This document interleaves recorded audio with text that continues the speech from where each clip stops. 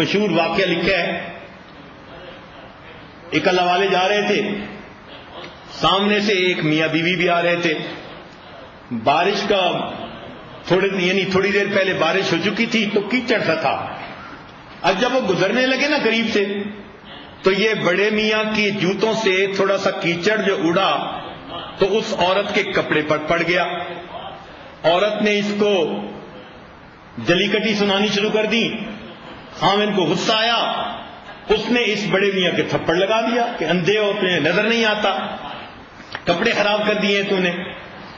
وہ بڑے میاں خاموش ہو گئے۔ تھوڑی دیر ہوئی، یہ میاں بیوی جب اپنے گھر پہنچے تو انہیں اوپر کی سٹوری پہ جانا تھا۔ جب اوپر کی سٹوری پہ جا رہے تھے تو خاوند کا پاؤں پھسلا، وہ گردن کے بل گرا اور وہیں اس کی ڈیتھ ہوئی۔ اس عورت نے بتایا کہ مجھے لگتا ہے کہ بوڑھے نے بد دعا دی ہے۔ تو محلے والے آ گئے کہ جی نوجوان سے غلطی ہو گئی تھی، وہ تو نوجوان تھا، آپ تو پختہ عمر کے تھے، آپ نے کیوں بد دعا کی؟ وہ کہنے لگے میں نے کوئی بد دعا نہیں کی۔ نہیں، تو نے بد دعا کی جس کی وجہ سے یہ ہوا۔ انہوں نے کہا دیکھو میں نے بد دعا نہیں کی، بس اتنی سی بات ہے، اس کی بیوی کو تکلیف پہنچی کیچڑ پڑنے کی وجہ سے، تو خامد نے ایکشن لیا۔ جب اس نے مجھے تھپڑ لگایا تو جس کو مجھ سے پیار ہے اس پروردگار نے اس بندے سے ایکشن لیا۔ تو بات تو سیدھی سیدھی ہے۔ اس لیے حدیث پاک میں آتا ہے، حدیث قدسی، من عاد لی ولیا فقد آذنتہ بالحرب، جس نے میرے ولی سے دشمنی کی میرا اس کے ساتھ اعلان جنگ ہے۔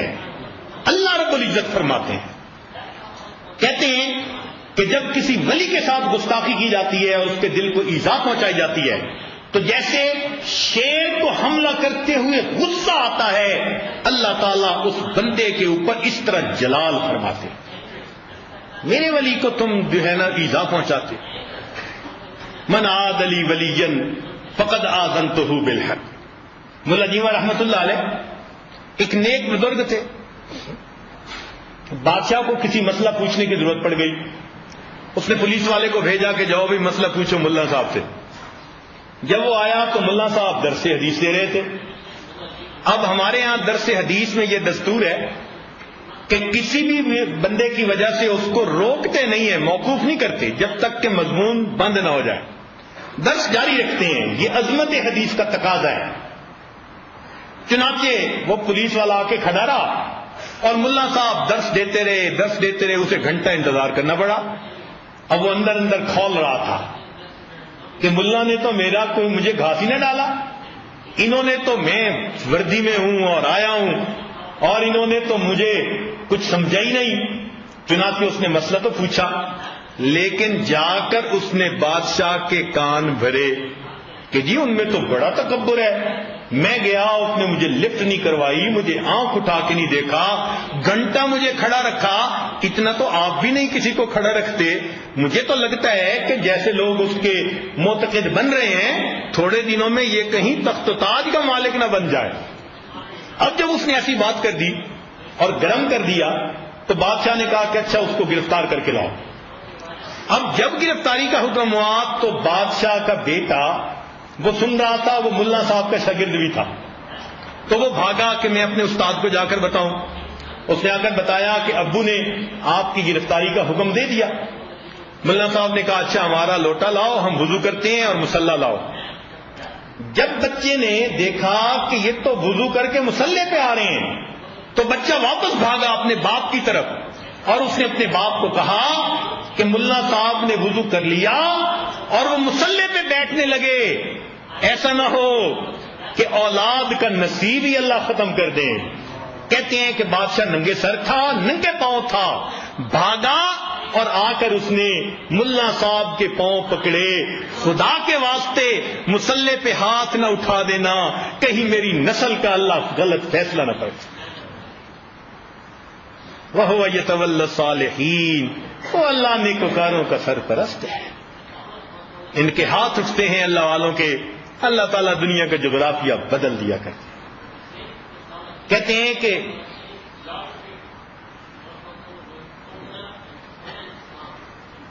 جب صلیبی جنگیں جیت لیں تو صلاح الدین ایوبی بیت المقدس میں ایک رات آیا.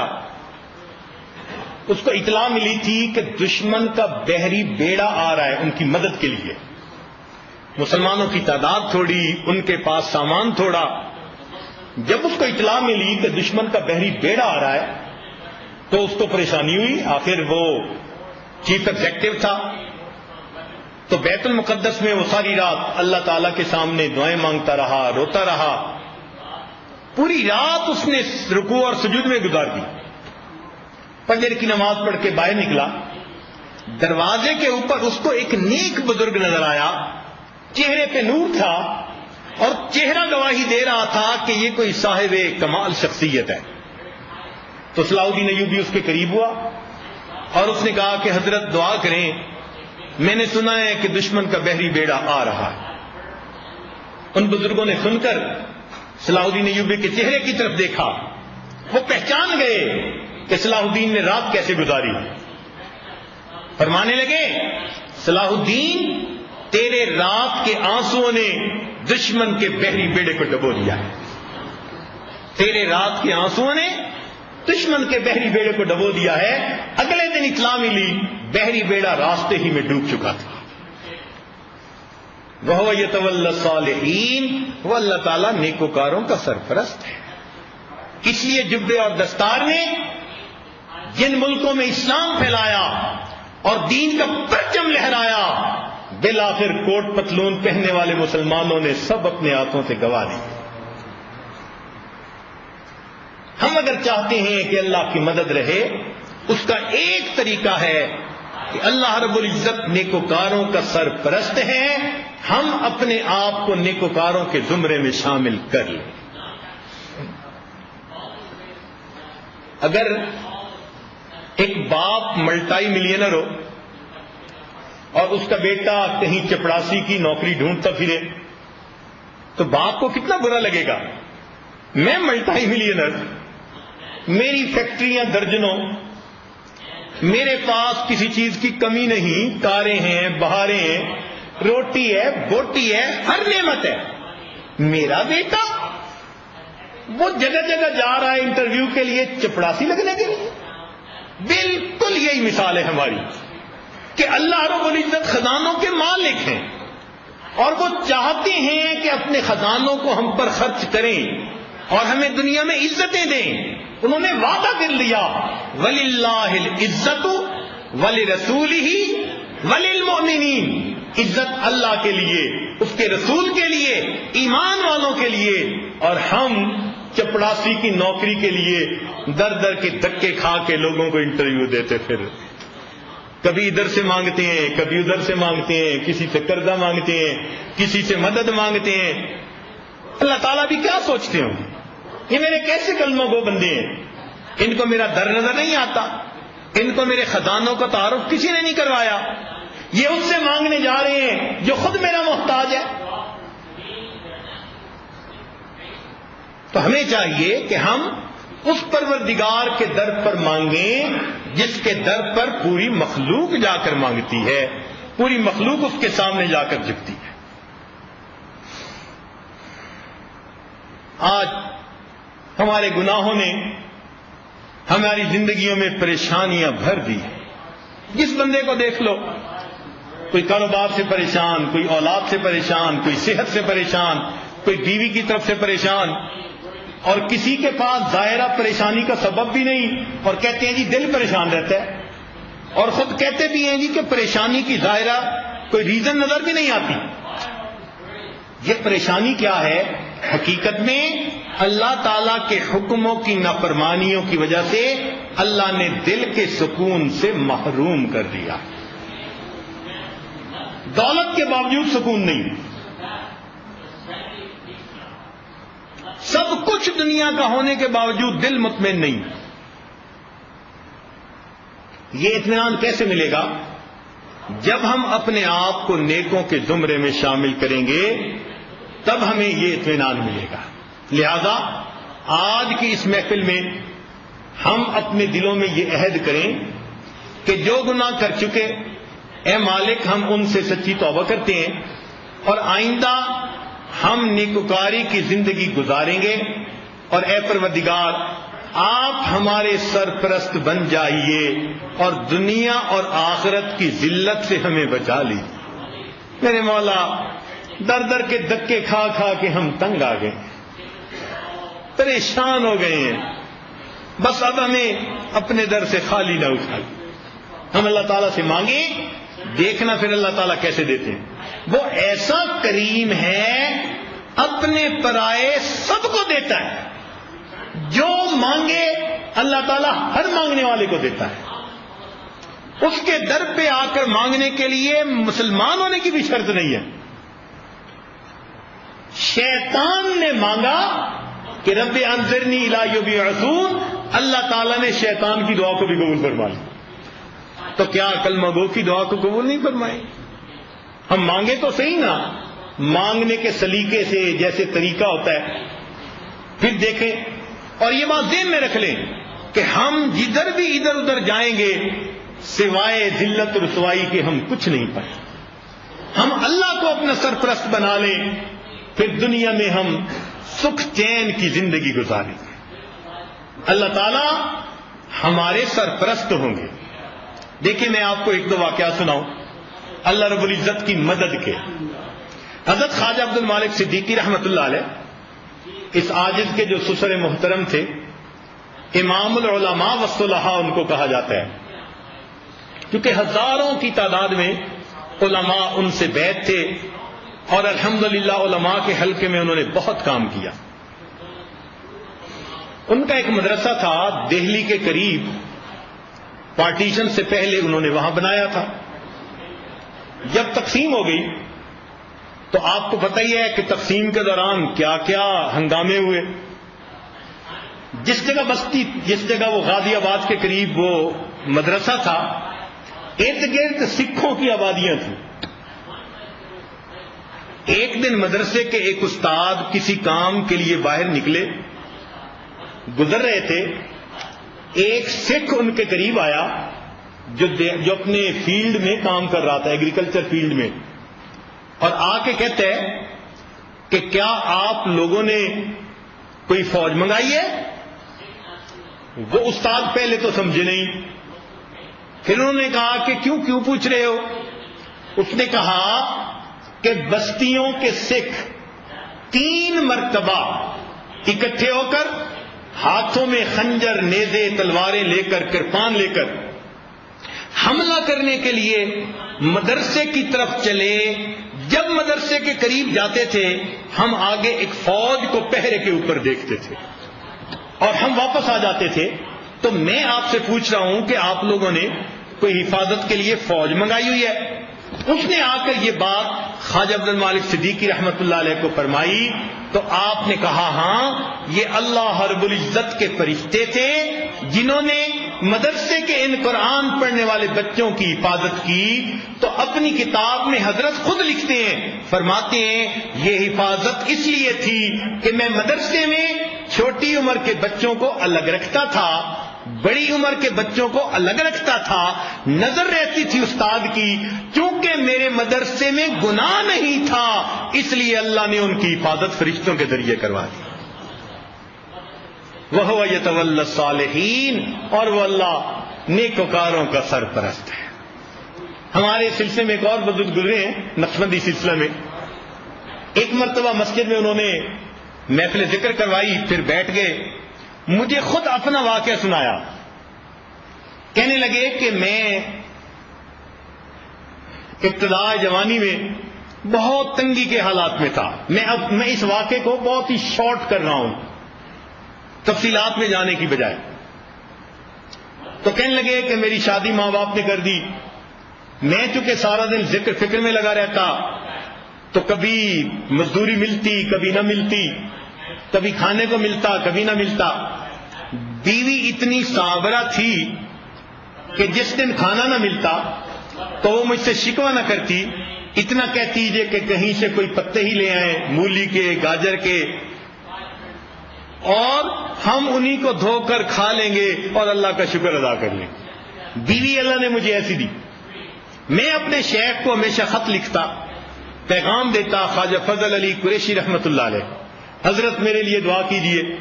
حضرت جواب میں فرماتے ان اللہ مع الصابرین، ان اللہ مع الصابرین. ایک مرتبہ حضرت نے اپنے خادم کے ذریعے ایک چھوٹی سی بوری گندم کی بھیجی اور رکا بھیجا. اس میں لکھا ہوا تھا کہ اس گندم کو بند جگہ پہ ڈال دو، رکا بھی اندر ڈال دو، اور ایک سوراخ بنا کر اس میں سے گندم نکالو اور استعمال کرو. اور آخر پہ لکھا ہوا تھا ان اللہ مع الصابرین. کہنے لگے کہ میں نے اسی طرح کیا اور اس گندم کو استعمال کرنا شروع کیا.